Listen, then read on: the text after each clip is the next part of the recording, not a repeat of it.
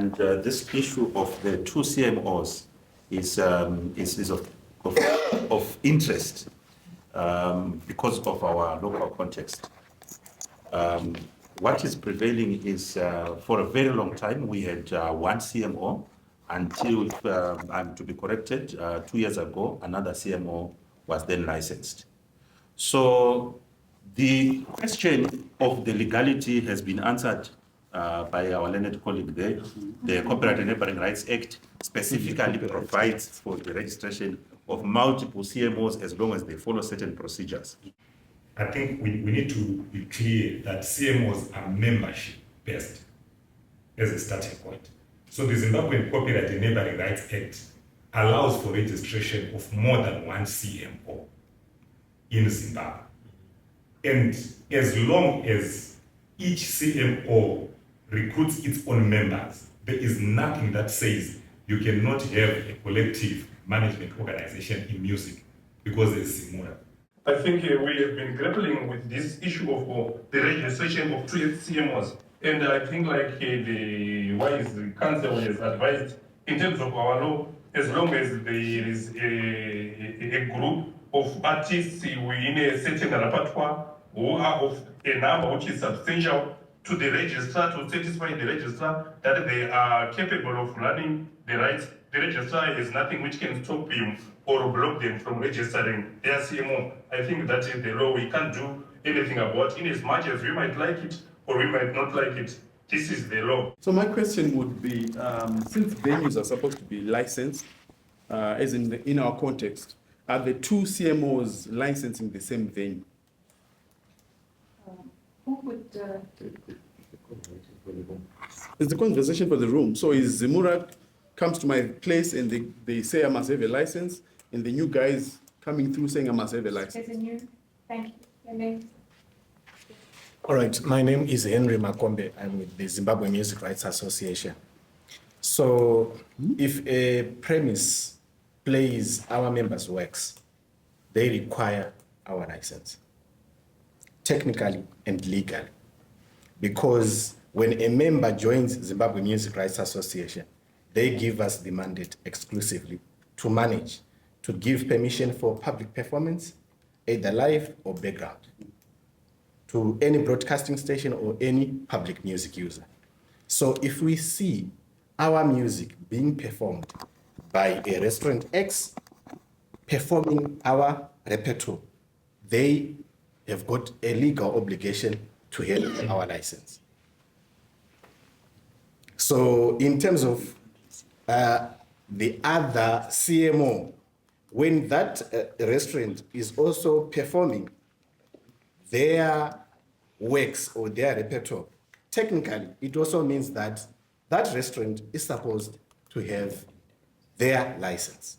So eventually the premise will have two licenses from two CMOs.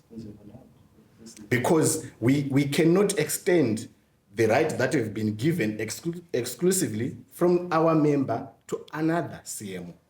And how is that money, if we don't collect from that restaurant, how is that money, whose works were performed at that restaurant, that falls under our repertoire, going to benefit our members?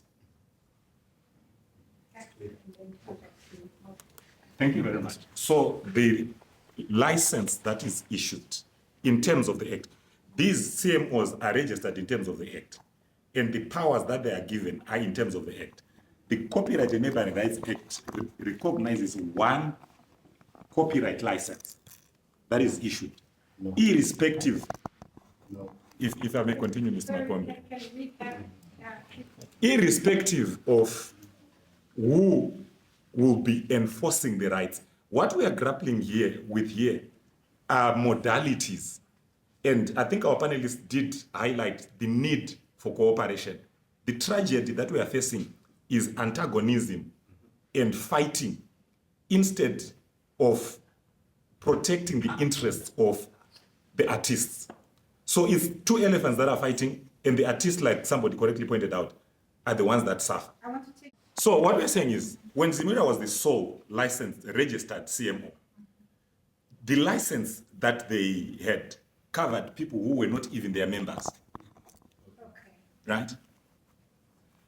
The question is what was being done by the royalties that were being collected on behalf of non-members? Because in respect of those people, ZIMURA did not have a mandate. Did not have a mandate to collect royalties, which is why we should rather be concerned about the modalities. We should not be worried about who issued the license. We should be worried about what happens. How do we monitor the works that are played at those venues? And how do we distribute the royalties to the rightful beneficiaries? Maybe the issue that we need to grapple with in this room, but also with the advice of our colleagues, is whether it is, number one, beneficial to our artists.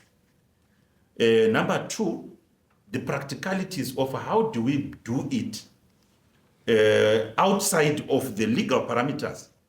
Is there no way of us sitting down and saying, the execution, why don't we do this? You know, to use a biblical example of Abraham saying, Lord, you go this way, I go that way. That now becomes about dialogue and saying what is the best for our industry. Because what is there right now is there's no clarity of roles, there is antagonism, there is no cooperation, and the biggest loser is the artists and the industry. That was maybe so that we all have clarity of what we are grappling with. 15 collecting societies, collecting for the same rights. That is the question that I think everyone here is worried about. Within a territory, a CMO has already licensed XY venue. Are music users going to pay two different licensing fees to two different CMOs? Absolutely not. So it would require collaboration and dissemination of duties and jurisdictions between the CMOs. But the plain answer is yes. Two CMOs can exist within a jurisdiction. It's about you as a right holder and composer who you want to be a member of. And is there an element of competition? Absolutely. And it would just mean which CMO has demonstrated to be able to represent the writers and the composers' interests the best. And it just comes down to that.